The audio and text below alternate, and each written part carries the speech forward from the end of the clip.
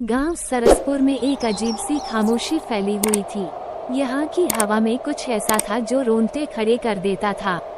गांव के लोगों का कहना था कि सरसपुर पर एक डायन का साया है। दिन ढलते ही कोई भी अपने घर से बाहर नहीं निकलता था और अगर कोई गलती से बाहर निकल जाता तो वह कभी वापस नहीं आता था। गांव में एक बूढ़ा आदमी था, रामू काका, जिसने इस गांव के हर अच्छे बुरे दिन देखे थे। रामू काका को सब मानते थे क्योंकि उसने गांव की शुरुआत से ही कई घटनाओं का सामना किया था। वो लोगों को हमेशा आगाह करता था, रात होते ही अपने घरों में बंद हो जाओ क्योंकि यह समय उस डायन का होता है। कहते हैं कि यह डायन कभी एक औरत थी जिसका नाम मंजरी था। मंजरी बहुत सुंदर थी और उसकी शादी गांव के ही एक जमींदार से हुई थी। मंजरी के पति से गांव के लोग बहुत डरते थे क्योंकि वह बहुत निर्दयी था। वह मंजरी को बहुत सताता था और उसे अक्सर मारता पीटता था। एक दिन मंजरी ने अपने पति के अत्याचारों से तंग आकर आत्महत्या कर ली। वह रात अमावस्या की थी। कहा जाता है कि उसी दिन मंजरी की आत्मा ने डायन का रूप धारण कर लिया। मरने के बाद मंजरी ने कसम खाई थी कि वह हर उस व्यक्ति से बदला लेगी जिसने उसकी दर्दनाक मौत के लिए जिम्मेदार था। डायन ने अपने पहले शिकार के रूप में अपने पति को चुना। एक रात जब जमींदार अपने कमरे में सो रहा था, अचानक कमरे का दरवाजा खुद ब खुद खुल गया।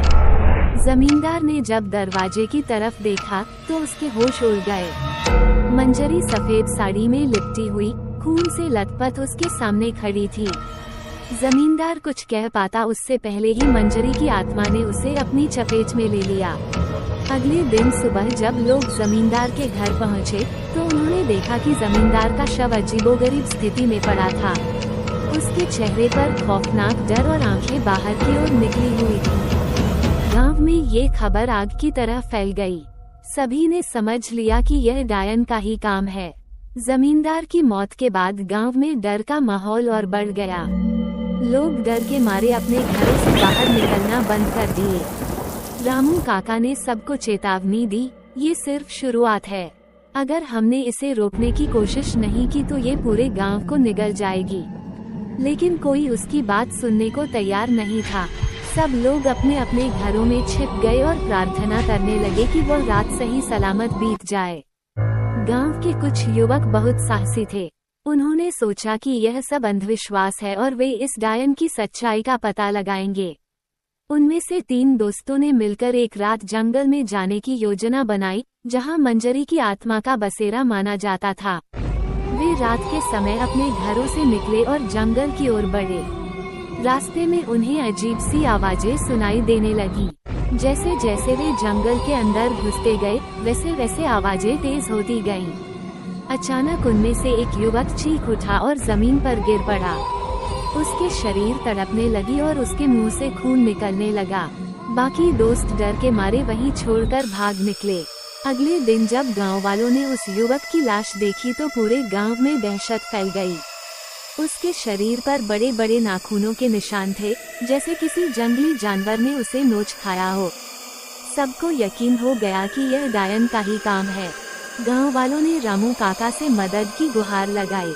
रामू काका ने कहा, इस डायन को रोकने के लिए हमें किसी तांत्रिक की मदद लेनी होगी। गांव से दूर एक पहाड़ी के पास एक मशहूर तांत्रिक रहता था, जिसे लोग बाबा के नाम से जानते थे। रामू काका और कुछ गांव वाले बाबा के पास पहुंचे और उन्हें सारी स्थिति बताई। बाबा ने सब कुछ सुना और कहा, यह आत्मा बहुत शक्तिशाली है। इसे रोकने के लिए हमें विशेष अनुष्ठान करना होगा, लेकिन यह अनुष्ठान बहुत खतरनाक है और इसमें जान का खतरा भी है। लेकिन गांव वालों ने बाबा से विनती की कि वो उनकी मदद करें, क्योंकि उनके पास और कोई विकल्प नहीं था। अगले दिन बाबा ने गांव के बीचों बीच एक बड़ा यज्ञ करने की योजना बनाई। उन्होंने कहा कि इस यज्ञ के दौरान कोई भी अपने घर से बाहर नहीं निकलेगा, चाहे कुछ भी हो जाए। रात के समय जब यज्ञ शुरू हुआ तो अचानक हवा तेज हो गई। आसमान में काले बादल छा गए और बिजली कड़कने लगी। बाबा ने मंत्रों का जाप शुरू किया और यज्ञ में आहुतियां डालने लगे। तभी अचानक एक भयानक चीख की आवाज आई। मंजरी की आत्मा अपने पूर्ण रूप में प्रकट हो गई। उसकी आंखों से आग निकल रही थी और उसके बाल बेतहाशा हवा में उड़ रहे थे। वो यज्ञ की तरफ बढ़ने लगी, लेकिन बाबा ने मंत्रों का जाप तेज कर दिया। जैसे ही मंजरी यज्ञ के पास पहुंची, बाबा ने मंत्रों के प्रभाव से एक बड़ी आग की लपटें पैदा कर दी। आग ने मंजरी की आत्मा को घेर लिया और वह तड़पने लगी। आखिरकार बाबा के मंत्रों और यज्ञ की शक्ति ने मंजरी की आत्मा को जला दिया। उसकी चीखें पूरी रात गांव में गूंजती रहीं, लेकिन अंत में वह चुप हो गई। गांव के लोग धीरे धीरे बाहर आने लगे और देखा कि बाबा ने डायन को परास्त कर दिया था। डायन के खात्मे के बाद गांव में धीरे धीरे शांति लौट आई। लोग अब रात को भी बाहर निकलने लगे और जल्दी अपनी करो, मुझे पता है कि आप लोग जिंदगी में नहीं करते, लौटने वीडियो लगे। देखते हो लेकिन सब्सक्राइब नहीं करते। रामू लाल काका कलर ने का बटन नहीं से सबको दबाओ, जल्दी समझाया दबाओ। कि कैसे